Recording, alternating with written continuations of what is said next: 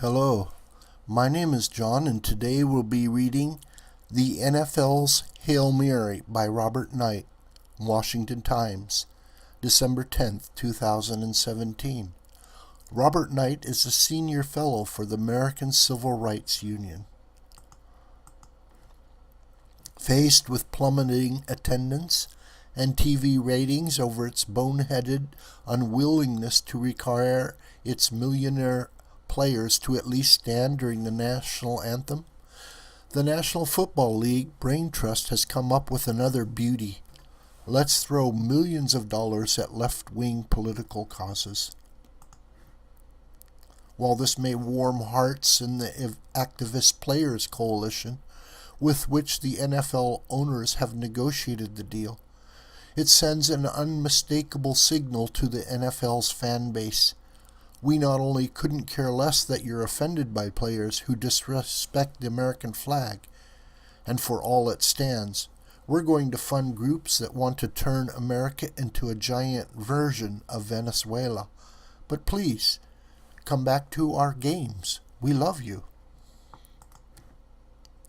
At the same time, the NFL Compensation Committee reportedly has signed a 5-year contract that could provide up to $200 million in compensation to re-sign Roger Goodell, who has been NFL commissioner since 2006.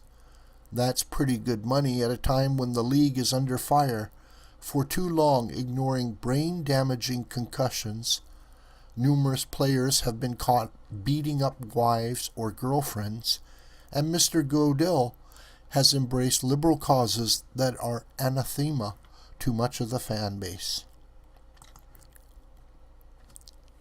NFL spokesman Joseph Lockhart said Monday that there has been no final decision on the 7-year Players Coalition Compact, so the agreement may yet be balanced by including some more conservative groups.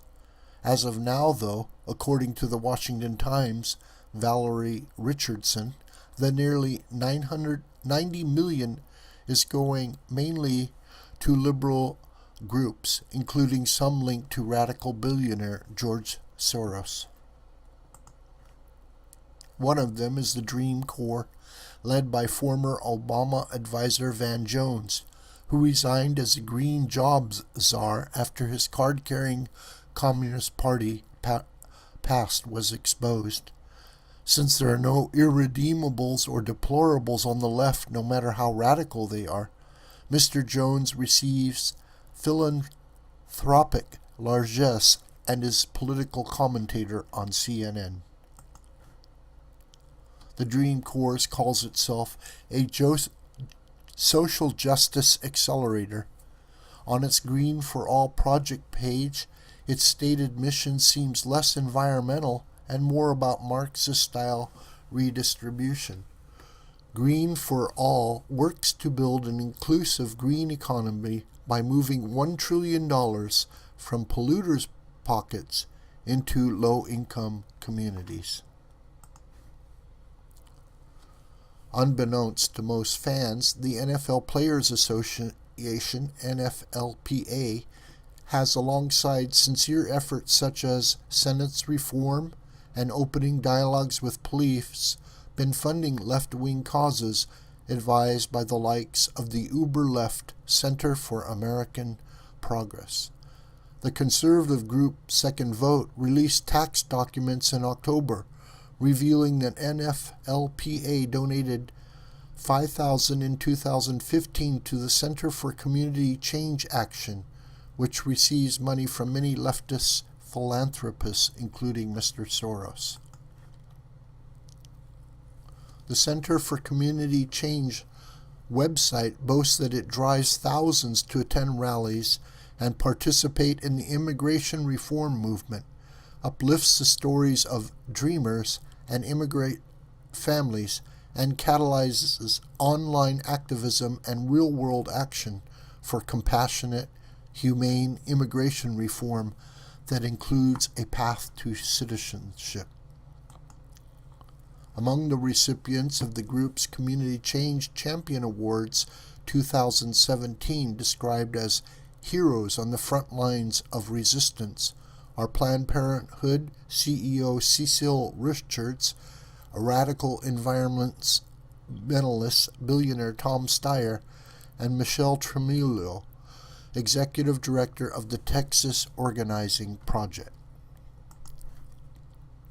Texas is at the top of George Soros' list of red states that he would like to transform into blue states by any means necessary.